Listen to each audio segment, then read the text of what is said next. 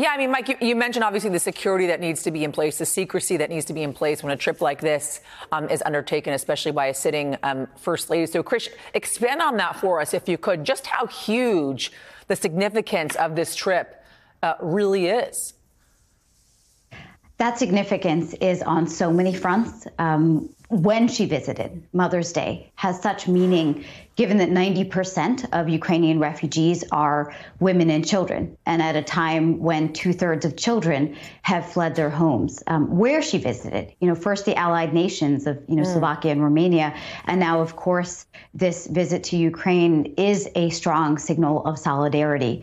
I also think it's incredibly important to just understand what First Ladies' trips mean. They draw attention. We're 10 weeks into this war, and I think it's a powerful moment that she's visiting when we have 5.8 million Ukrainian refugees. And I think that the fact that you had two educators sitting around a table talking about how do we bring some semblance of normalcy back to children on Mother's Day, obviously not a coincidence.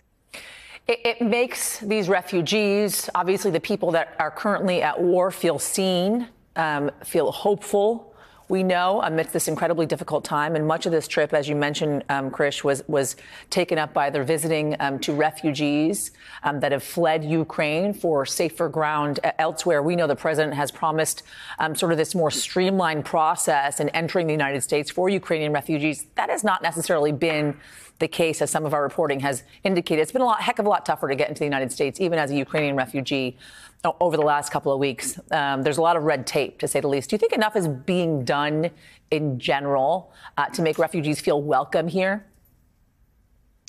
Candidly, no. I mean, it is heartening that we do have about 25,000 Ukrainian refugees here in the U.S. About 20,000 of those came through a very circuitous route of the southern border.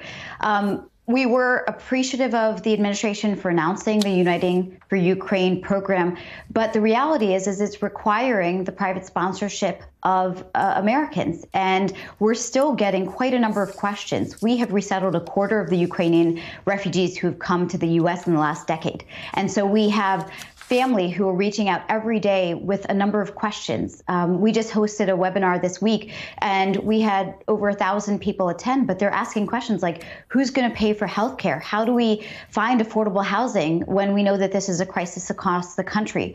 We made a commitment to resettle 100,000, and that's got to be the minimum of what we do at a time when we have 5.8 million refugees, and that number will continue to increase. Krish, Omara, Vignarajah, thank you so much. Mike Memoli, thank you as well. All right.